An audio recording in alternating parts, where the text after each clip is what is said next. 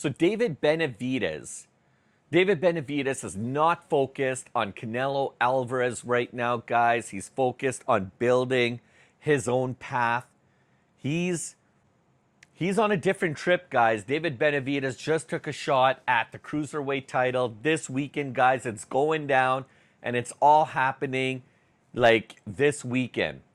The biggest fight in boxing is not happening, and that's exactly why David Benavidez might be winning anyway. I need to explain that to you guys. I need to talk about it because what's going to happen this weekend is going to blow everybody's mind.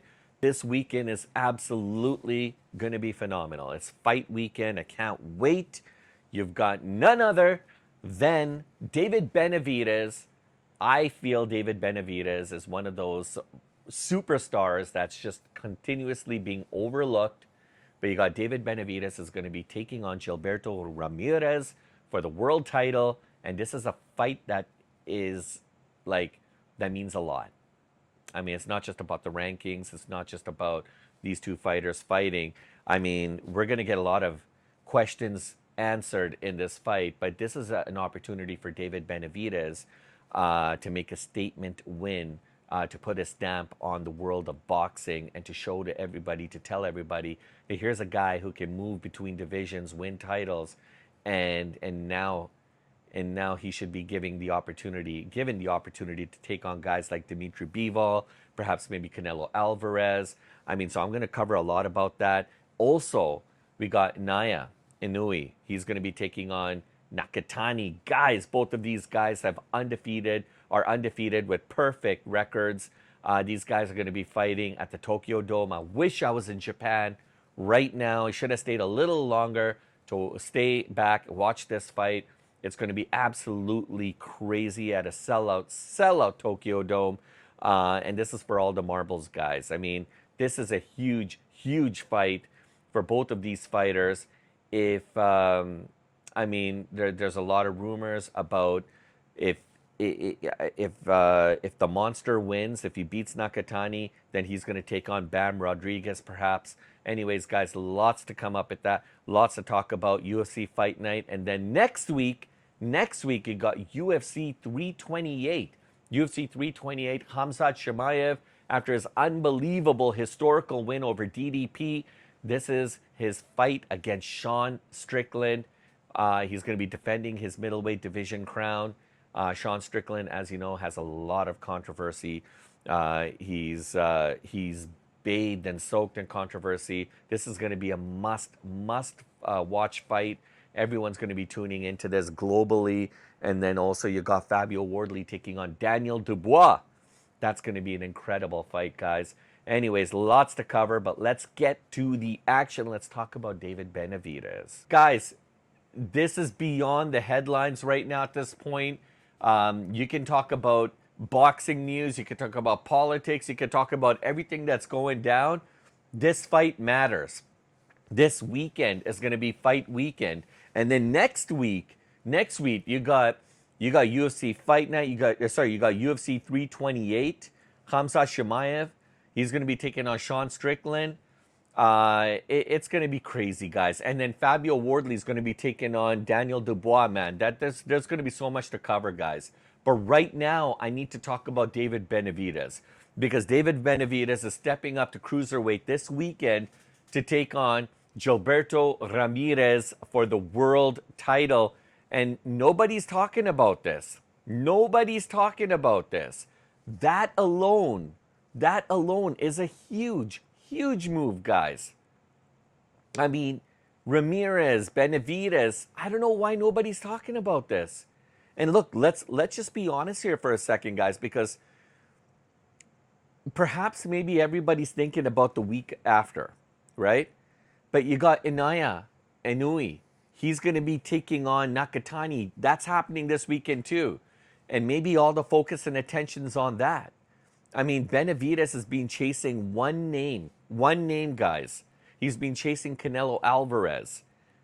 And that fight still hasn't happened. This is the fight that I'm talking about. The fight that was supposed to be has never happened. And I want to talk a little bit about that too, because Canelo Alvarez, as you know, has returned from his injury and he's been training. And Turki Al Sheikh actually is trying to get a rematch set up between him and Terence Crawford. But it looks like maybe Canelo Alvarez might be taking on David Benavidez. And then perhaps maybe we'll see Alvarez, maybe we'll see him against Terence Crawford. But look, this fight's not happening between Canelo and Benavidez right now. Benavidez needs to focus on Ramirez, and that's happening this weekend. And the reason, look, there's you know what? There's a lot at play here, guys, and it tells you everything about how the structure, how the power actually works in boxing, the people behind it, the people are calling all the shots. But it, to me, you could call. I don't even know if this is like a tune-up fight for Benavidez. Some people may call it that, but Ramirez is one tough cookie, man. He's one tough cookie, and instead of waiting around, you have to give credit. You have to give credit to Benavidez because he could have waited around for Canelo, but he took this fight on. He's moving up in weight. He has to start forging his own path forward. He can't just wait for people to call the shots. He's got to be active. He's got to move forward. Okay, he's chasing titles right now in new divisions, in uncharted territory, and he's trying to build a name without relying on whether or not he's going to be fighting Canelo Alvarez. I mean, I honestly, in my opinion, I think that fight's going to happen. David Benavidez has been one of those names that's been circulating forever. I mean, it's risky, but it's a smart move. But in boxing, guys, if you wait too long for a big fight, you get frozen out completely. That's what I'm worried about, what might potentially happen to Hamza Shiraz, because Hamza Shiraz has been waiting for a long, long time now since he last fought. But we'll talk about that after too. But Benavidez himself said that, look, more and more people are watching him now. His name is being talked about a lot in conversations. And you know, they keep talking about how people are talking about how Canelo doesn't want to fight him. Right?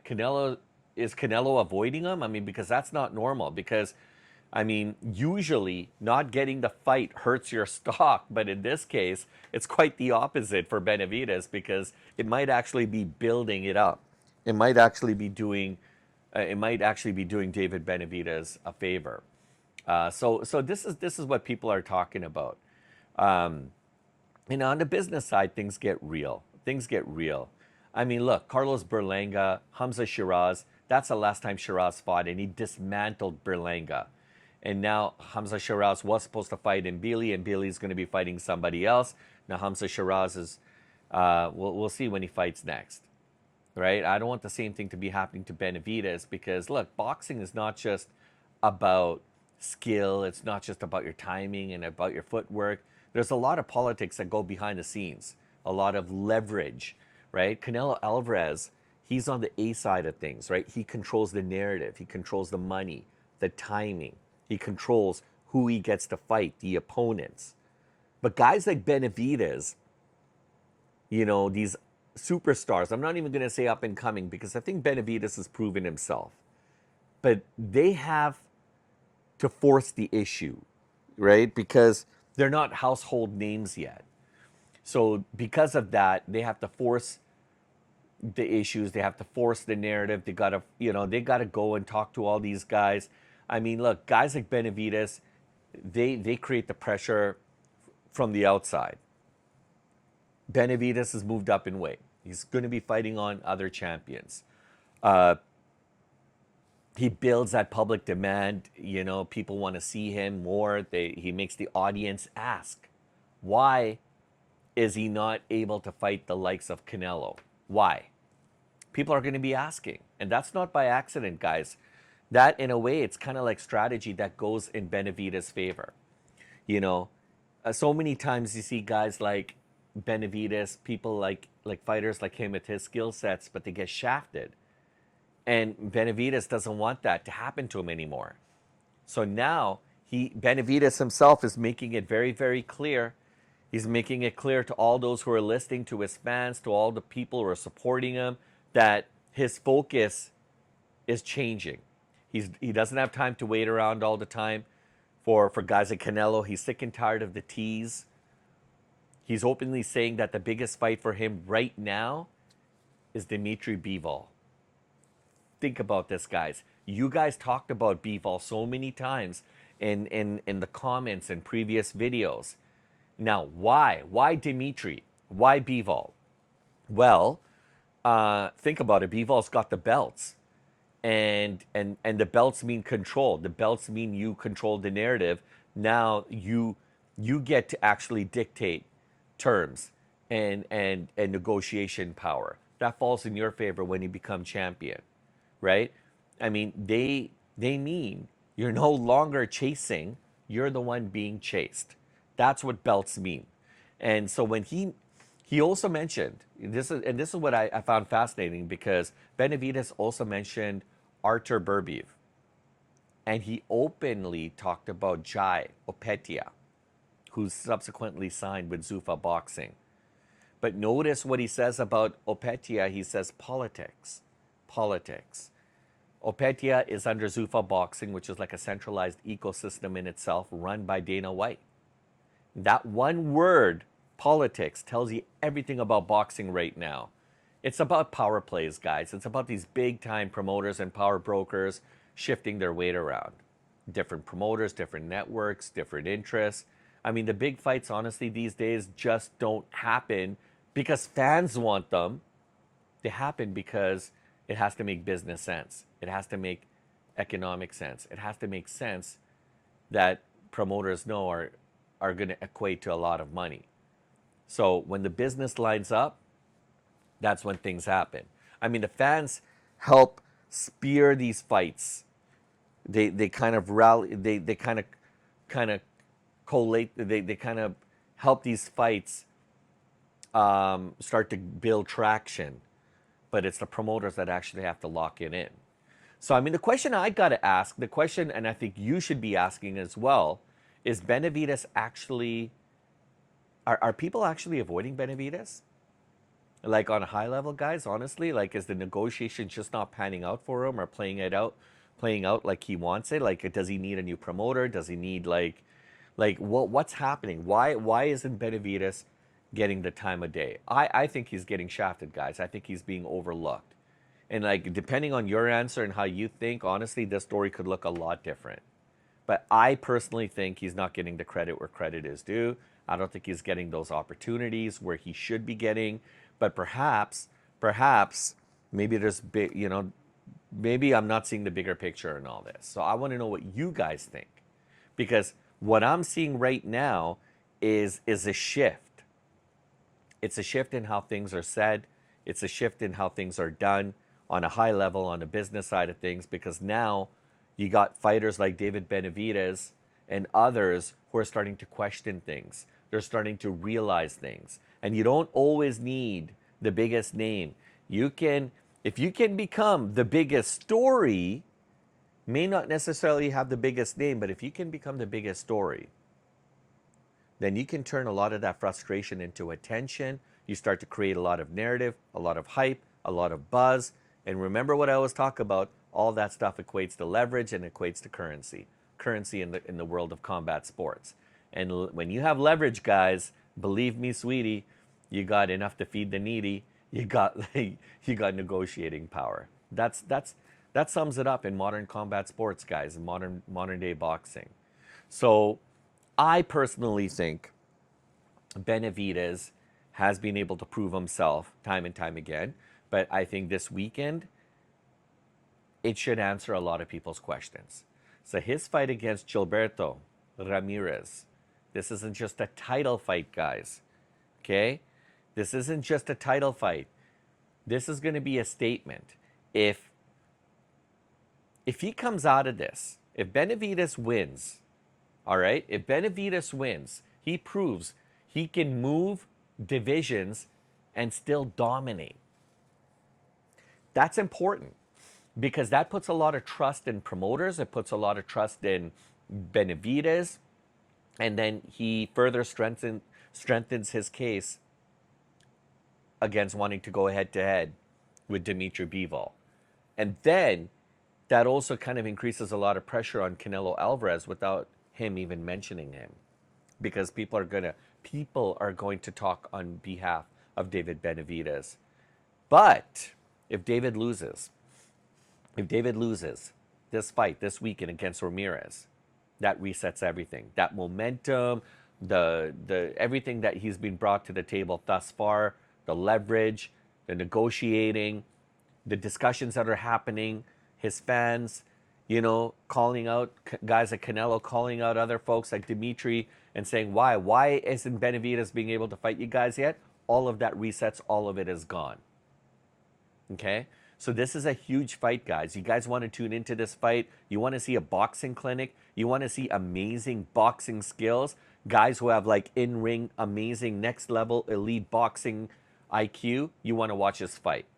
Because this fight's going to tell you a lot about who's in control of the narrative, right? And about who gets to decide what happens and when. Because right now, guys, Benavidez is trying to break into that power circle. He's been doing this for quite some time, and unfortunately, he hasn't been given that opportunity. But this is that opportunity, right? This is for the title. And whether he fights Canelo or not, he's already forcing the conversation, because his fans, the people around him, everybody's talking about this. Everybody's talking about it. They're talking about Canelo Alvarez. They're talking about Bivol. I mean, guys, this is his chance. This is his opportunity to shine. This is his opportunity to win the title, and to win it in style, and to win it with a statement. Because it's not just about who's fighting, guys. Honestly, at the end of the day, unfortunately, it goes without saying, it's always about those who are behind the scenes, who are pulling all the strings, and it is what it is. So I want to hear from you guys. I want to hear your thoughts, your comments. What happens this weekend? Do you think Benavidez needs that chance? Do you think he deserves that opportunity to take on the likes of a Canelo Alvarez? Maybe that would be a great match for Canelo Alvarez when he returns. Or do you think he should be fighting Bivol before Alvarez? I want to hear your thoughts and comments, guys. Please smash the like and subscribe. Hit the hype button. Hype this video, guys. And hit the thanks button as well, too. It goes a long way for what we're trying to do for our community. And you know what? We've got some amazing videos. I got some breaking news as well, too. I can't wait to share with you guys. We are going to be talking. We got a new affiliate sponsor in NordVPN. NordVPN's been doing some amazing things. You guys don't want to leave your computer or your mobile devices. You don't want to leave that out in the open with all the crazy things that are going on in the world right now. People trying to hack into everyone's emails and hacking into their personal stuff. You want to protect that stuff, especially in the day and age that we live in today. You want to make sure companies like NordVPN are tried, tested, and proven, and you gotta check them out. So I'm going to be talking a little bit more about them. I'm going to be incorporating them into our future videos. And in the meantime, YouTube thinks that you guys would be interested in watching one of these two videos. Watch them both if you ask me. Amazing content, amazing videos. And guys, as usual, it's been a pleasure talking to you guys. I can't wait to chat with you guys in tomorrow's video. We'll see you then.